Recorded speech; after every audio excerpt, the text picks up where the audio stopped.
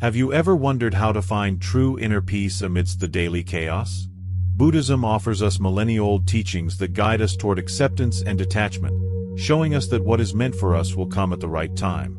Through stories and parables, we will learn to let go of what doesn't belong to us and embrace with serenity what life offers. We will discover that detachment doesn't mean indifference, but a profound freedom that allows us to fully live in the present. Join us on this journey of self-discovery and personal transformation, where together we'll explore how to apply these teachings in our daily lives to achieve a fuller, more conscious existence.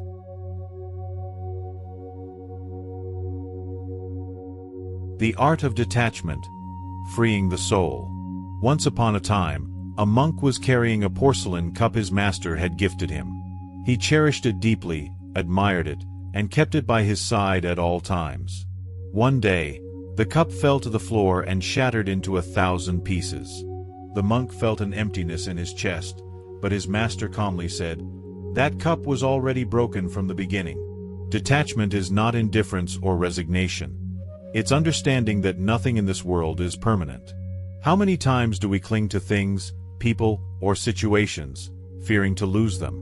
We hold on to relationships that no longer serve us, expectations that only bring frustration, and memories that keep us chained. We believe that if we let go, we lose. But, in truth, letting go sets us free. Buddhism teaches us that suffering arises from attachment. We cling because we seek security in a constantly changing world. But true security is not found in the external world, but in our ability to accept impermanence. When we understand this, we stop seeing loss as tragic and start living with lightness. Think of it this way: the river doesn't cling to the water that flows, it simply follows its course. We, too, can learn to flow with life rather than resist its changes. How many times has life taken something away from us, only to give us something better later? But in the moment, blinded by fear and anxiety, we fail to see it. Practicing detachment doesn't mean giving up what we love.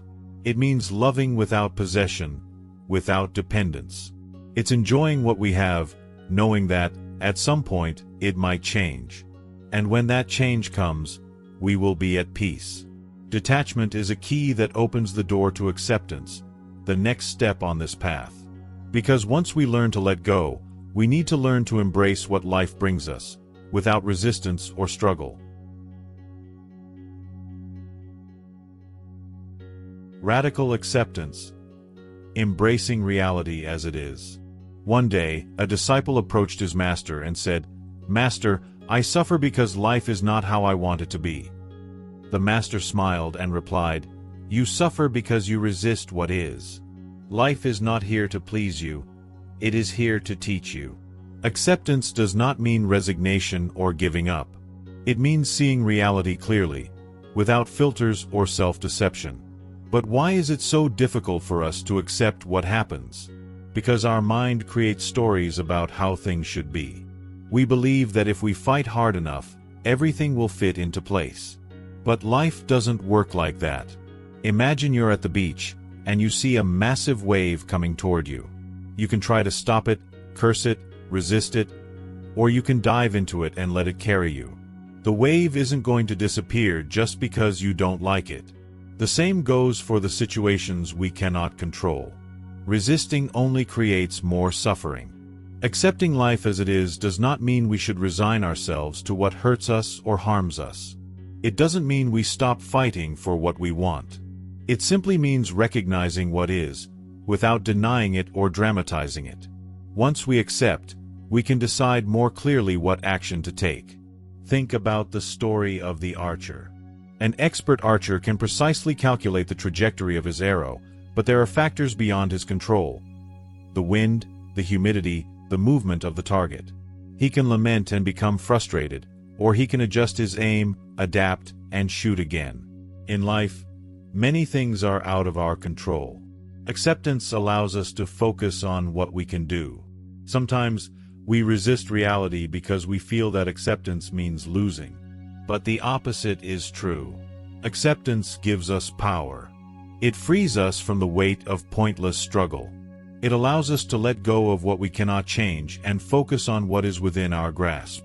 The secret is in changing the question. Instead of asking, "Why is this happening to me?" we can ask, "What is this teaching me?" This simple shift in perspective changes everything. It allows us to find learning in what once seemed like only suffering. Acceptance also means embracing ourselves, with our light and our shadows. Often, our greatest struggle is with ourselves, our mistakes, our imperfections, our past decisions. But punishing ourselves doesn't help. It is only when we accept ourselves that we can truly transform. The monk who broke his cup understood that everything was meant to be as it was. And in that understanding, he found peace. We too can do the same. When we stop resisting what is inevitable, we find deep tranquility. And it is in that tranquility where trust is born. Trust that what is meant for us will come, and what is not will go. In the next chapter, we will explore Buddhist stories that help us understand how life always gives us what we need, even when we don't understand it at the time.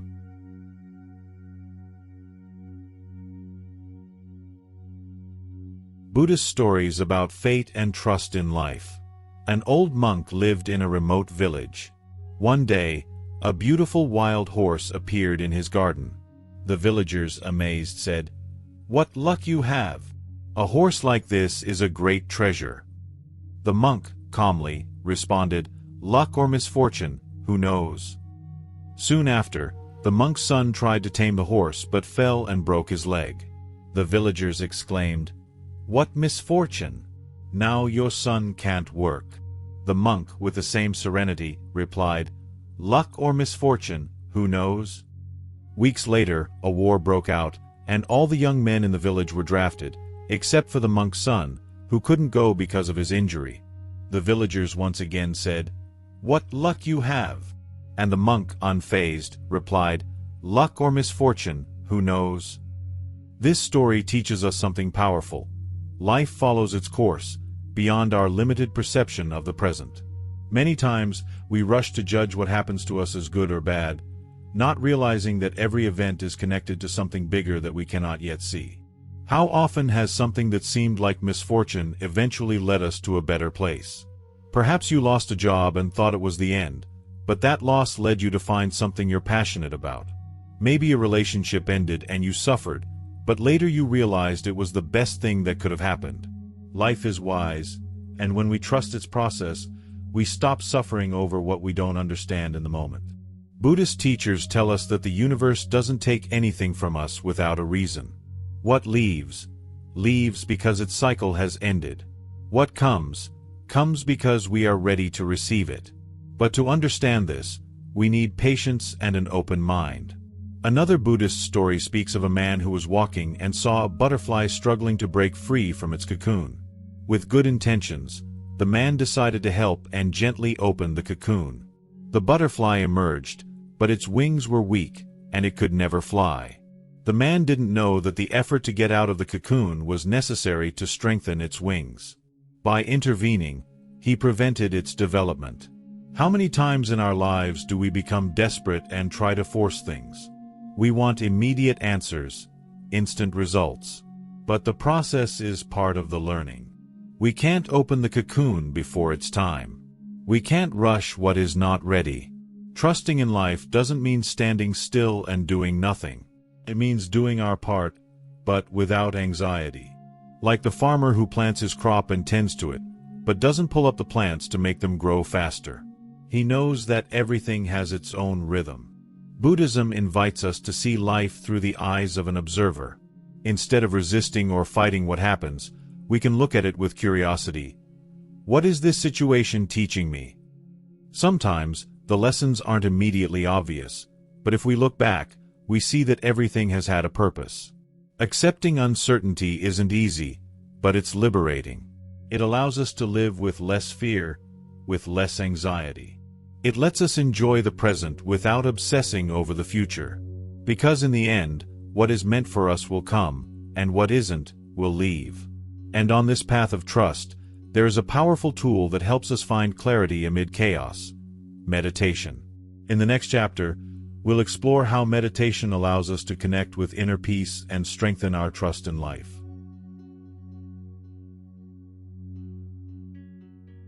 The practice of meditation to cultivate inner peace. In a Buddhist monastery, a disciple approached his master and said, "My mind is a whirlwind of thoughts. I try to find peace, but the more I try, the more restless I become." The master smiled and asked him to take a glass of water with dirt in it and shake it. "Now wait," the master said. Gradually, the dirt settled at the bottom, and the water became clear. "This is the mind," explained the master. "If you allow it to calm, clarity comes by itself." Meditation is one of Buddhism's most powerful tools for training the mind and finding inner peace. It's not about clearing the mind or escaping from problems. It's about observing without judgment, allowing thoughts to flow without clinging to them. We live in a world filled with constant stimuli, notifications, social media, news, worries. Our minds are always busy. But when we meditate, we give the mind a break. It's like turning off the external noise to listen to what truly matters. The benefits of meditation are supported by science. It reduces stress, improves concentration, strengthens the immune system, and most importantly, helps us develop a healthier relationship with our thoughts and emotions. But beyond the benefits, meditation teaches us something fundamental: impermanence. When we close our eyes and observe our breath, we realize that everything is temporary. A thought appears and disappears. An emotion arises and fades. This helps us understand that nothing in life is permanent. Not pain, not sadness, not anxiety. Everything flows. Many people say they can't meditate because their minds won't stop. But the mind doesn't need to stop. Meditation isn't about stopping thoughts. It's about learning to see thoughts as clouds in the sky. They come and go, but the sky remains. There are many types of meditation in Buddhism, but one of the simplest and most effective is breath meditation. All you need to do is find a quiet place, close your eyes, and bring your attention to the air entering and leaving your nostrils. Don't try to control anything, just observe. If your mind wanders, gently bring it back to your breath. There's no need to force anything. Another powerful practice is the meditation of gratitude. Every day, take a few minutes to reflect on the things you're thankful for. This shifts your perspective and helps you focus on the positive, instead of what's missing. There's also the letting go meditation. If there's something weighing on you, imagine holding it in your hands. Breathe deeply, and with each exhale, imagine releasing it little by little. It's a simple practice, but incredibly powerful for releasing emotional burdens. As we meditate regularly, we begin to notice changes. We react less to difficulties. We feel more peace in our daily lives. We learn to live with greater presence. And this presence is key to letting go of control and flowing with life, which is the next step on our journey. In the next chapter, we'll explore how to trust the universe and release the need to control every detail of our existence. Letting go of control and flowing with the universe. One day, a disciple was standing by the river with his master. As they watched the water, the master said, "Look at how it flows without resistance, adapting to every rock, every curve, every change in the path. It doesn't fight the current, it simply moves forward." We try to control everything: our relationships, our future, what others think of us. We believe that if we plan enough, we can avoid pain and guarantee our happiness. But life doesn't work that way. Like the river, it is in constant motion. When we cling to what we can't control, we suffer. Buddhism teaches us that true peace comes when we learn to let go. It doesn't mean we stop trying. It means we accept that not everything is in our hands. We can do our best, but we can't control the outcome. We can love someone, but we can't make them stay. We can take care of our health, but we can't avoid illness forever. There's a Buddhist story about a man who clung to the branch of a tree at the edge of a cliff. He was exhausted, but afraid to let go. What he didn't know was that right below him, there was solid ground. If he had let go, he would have landed safely. But his fear kept him trapped. This is how many of us live. We cling to jobs that don't make us happy, to relationships that no longer serve us, to expectations that only frustrate us. We're afraid to let go because we think we'll fall, but in reality, letting go is often what saves us. But how do we learn to let go of control? First, by accepting that uncertainty is a part of life. There are no absolute guarantees. The problem isn't the uncertainty, it's our resistance to it. Instead of viewing the future with fear, we can view it with curiosity. What opportunities will life bring me? It also helps to remember that many times, what we think is a problem is actually a doorway. There are people who lost their jobs and found their true calling. Relationships that ended, only to make room for something better. Everything is connected in ways we can't always see in the moment. Another way to practice detachment is to stop identifying with the outcomes. We do things because we enjoy them, not just because we expect a reward. Like a painter who paints without worrying about whether or not the painting will sell. Like a child who plays without thinking about winning. When we act from this place, life becomes lighter. Meditation is key here as well. It helps us observe our fears without being swept away by them. It allows us to clearly see what we can and cannot change. Letting go of control doesn't mean we leave everything to chance. It means we trust that whatever happens, we can handle it. It means we stop resisting and start flowing with life. And when we flow, something beautiful happens. We begin to feel more compassion, not just for others, but for ourselves. Because letting go isn't just about the external world. It's about releasing our own judgment and self-criticism. In the next chapter, we'll explore how compassion helps us live with more love and less suffering. Compassion for oneself and others. A monk was walking along a path when he saw a man striking his chest and crying. "Master," said the man, "I have made many mistakes. I have hurt the people I love, and I cannot forgive myself." The monk gently replied, "If a bird breaks its own wing for having made a mistake in flight, how can it fly again? Guilt is the stone that stops us from moving forward. Compassion is the wind that lets us continue." In Buddhism, compassion is one of the most important pillars. But it's not just about being kind to others. It's about learning to be kind to ourselves. Too often, we are our own worst critics. We punish ourselves for past mistakes, demand perfection from ourselves, and speak to ourselves harshly. We say things to ourselves that we would never say to someone we love. But what good does that harshness do? Does it help us improve? The truth is, it doesn't. Self-compassion is not an excuse to avoid growth. It is the foundation that allows us to change without fear. A tree doesn't grow stronger by being struck, but by being watered with patience. There is a Buddhist practice called metta bhavana, or loving-kindness meditation. It involves repeating compassionate phrases, first towards ourselves, and then towards others. It begins with something as simple as, "May I be well. May I be happy.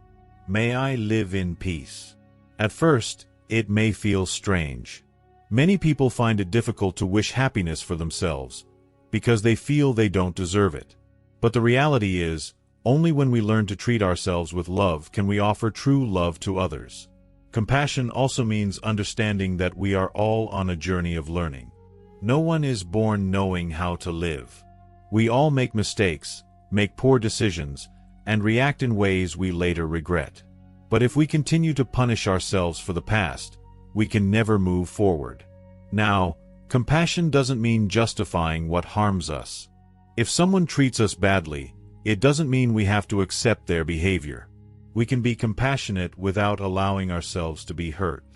The difference is that, instead of reacting with hatred, we respond with understanding. Not because the other person deserves it, but because we deserve peace. There is a Buddhist story about a man carrying a sack of stones on his back. He was exhausted, but he kept walking without letting go of the sack. A monk saw him and asked, "Why are you carrying that weight?" The man answered, "These stones are my grudges and resentments." The monk replied, "Let them go. You don't need to carry them to continue on your path." This is how many of us live, holding on to anger, resentment, and the wounds of the past. We think that by holding on to grudges, we punish the person who hurt us, but in reality, we only punish ourselves. Letting go of resentment doesn't mean forgetting, but freeing ourselves from the weight that prevents us from moving forward. A Buddhist master once said, "If you hold a burning coal with the intention of throwing it at someone, you are the one who gets burned first." Anger and hatred destroy us more than they ever affect the person we direct them towards. But how do we cultivate compassion when we've been hurt? First, by understanding that everyone acts from their level of awareness. Someone who harms others is probably suffering in some way themselves. This doesn't justify their actions, but it helps us not to take it personally. Second, we give ourselves permission to heal. We don't have to carry the wound forever. We can choose to close that chapter and move on. And third, we remember that compassion is not weakness, it is strength. It takes more courage to forgive than to hold on to anger. It takes more bravery to let go than to cling to what hurts us. When we cultivate compassion, our lives change. We stop reacting from fear and start acting from love. We become more patient, more understanding, more light-hearted. This compassion doesn't only transform our relationship with ourselves and others, but it also helps us live in greater harmony and peace with the world. It is an essential part of the path to inner peace. In the next chapter, we'll explore how we can integrate these teachings into our daily lives to live with more wisdom and fulfillment. Integrating Buddhist teachings into daily life. One day, a monk and his disciple were walking through the forest. The disciple, feeling anxious, asked, "Master, how long will it take me to reach enlightenment?" The master responded, "If you walk in a hurry, it will take much longer. If you walk with patience, it will come sooner than you think." This is the great secret of Buddhism. Transformation doesn't happen overnight. It's not about reading a book, watching a video, or immediately understanding a concept. It's about applying what we've learned, day by day, into our daily lives. Because it's pointless to know that attachment causes suffering if we continue to hold on out of fear. It's pointless to understand the importance of acceptance if we still resist what life brings us. So, how do we bring these teachings into our everyday lives?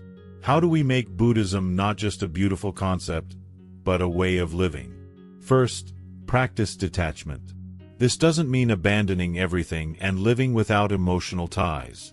It means learning to enjoy without possessing. When something good comes into your life, receive it with gratitude, but without fear of losing it. When something leaves, allow yourself to feel the loss, but without clinging. Ask yourself, am I holding on to this out of love or fear? The answer will tell you if it's time to let go. Second, radical acceptance. Face each day with the question, what can I accept today? It might be a challenging situation at work, a conflict with someone, or a flaw in yourself. It doesn't mean you resign yourself to it, but rather stop fighting against what already is. Only when we accept clearly can we act with wisdom. Third, trust in life. Every time something doesn't go as expected, remember the story of the monk's horse. Don't label events as good or bad too quickly. Instead, ask yourself, what lesson is this leaving me with? Over time, you will see that everything serves a purpose. Fourth, daily meditation. It doesn't need to be long or complicated. Just a few minutes of conscious breathing can make a difference. If you dedicate 5 minutes each day to observe your breath, your mind will gradually calm down. Don't expect immediate results, but with time, you'll notice that you react less and understand more. Fifth, let go of control. Do your best, but without obsessing over the outcome. Like the archer who shoots the arrow without fixating on the target. If something doesn't turn out the way you wanted, instead of getting frustrated, ask yourself, how can I flow with this? Remember, the best things in life don't get planned. They happen when we're open to receiving them. Sixth, compassion in every action. You don't need to do grand gestures to practice compassion. A simple act of kindness, a word of encouragement, or even a smile can change someone's day. But most importantly, be compassionate with yourself. Instead of criticizing yourself for every mistake, speak to yourself as you would to a dear friend. Life is a constantly moving journey. Don't expect to reach a state of perfect enlightenment. It's not about reaching a destination, but about walking with awareness. There will be days when you forget all of this and react with attachment, fear, or frustration. And that's okay. Learning is not linear. What matters is that you come back to these principles again and again. Buddhism is not a theory. It is a practice. And the best way to integrate it is to live it, to experience it, to make mistakes and move forward. Every day is a new opportunity to apply these teachings, to let go a little more, to trust a little more, to live with more peace. If this video has helped you, subscribe to the channel to continue exploring these teachings that transform lives. Leave a comment sharing which teaching resonated most with you, and whether you've had experiences where life showed you that everything arrives in its own time. We want to hear from you. See you in the next video.